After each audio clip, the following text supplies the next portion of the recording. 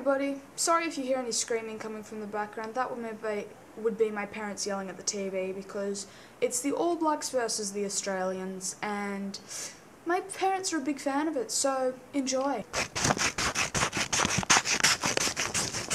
Instead of doing the usual talk about the news and everything else boring, I'm going to talk about a true story that happened to my dearest father. My dad goes for a swim every single morning, even in winter and in summer. I know he's absolutely ballistic. Yesterday morning, guess what he found down on the beach? He found a human skull. Okay, well, he goes swimming with a group of friends, so it wasn't just him, it was him and a bunch of other people. It was literally just there, sitting on the beach. Luckily, he had his camera with him, and he's what you would call a professional photographer. So here's a picture.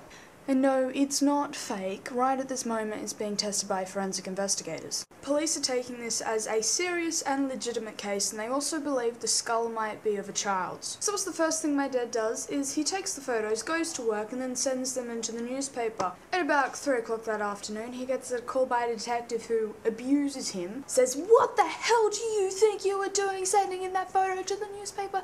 Just imagine how you would feel as if you lost your child or your daughter or your son, and then all of a sudden this photo turns up in the newspaper and you think, hang on, that could be my son's body that was never found, blah blah blah blah blah blah blah. So then he's like, oh right, crap. He rings up the newspaper and says, "I do not want my name to be on that paper." And they're like, yep, alright, but honestly mate, you did what anybody else would have done. But wait, there's more! My dad then had to go down to the police station and give a statement about what he'd seen. They were asking questions such as, do you think it looked like it had been placed on the beach? Do you think it had been washed up on the beach? Do you think this? Do you think that? Blah blah blah blah blah. Later on, my dad had said to me that he was thinking of it purely from a photographic point of view. More interestingly enough, this afternoon, his camera broke, which was exactly the same camera that he had used to take the photos of the skull with. So he goes for a swim this morning, and guess who he sees? The detective that had abused him on the phone. First thing she does is just give them death stares, so he walks down and says very sarcastically,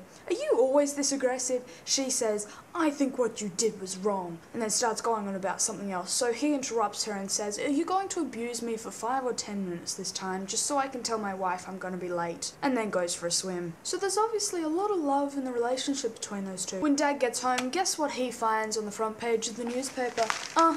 You guessed it.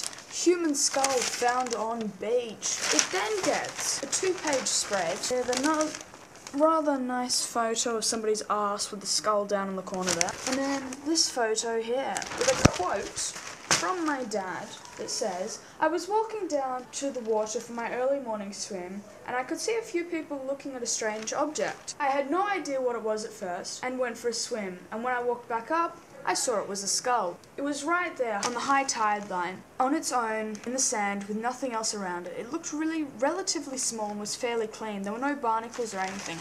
And that's what else kind of tipped off the detectives thinking that, well, had it actually been in the water, you would expect barnacles or seaweed or something to be growing off it. I kind of promised my dad I wouldn't do this blog, but I could not help myself. It's not that he's superstitious, but it's kind of weird how he took the photo, camera broke, police station, abusive detective, you know. So this leads me to your question of the day. What do you think happened? What do you think the story is behind the skull? Going by the photo and the fact that it's a child's skull, and the circumstances on which was found with no barnacles, what do you think happened? Video responses or comments are accepted.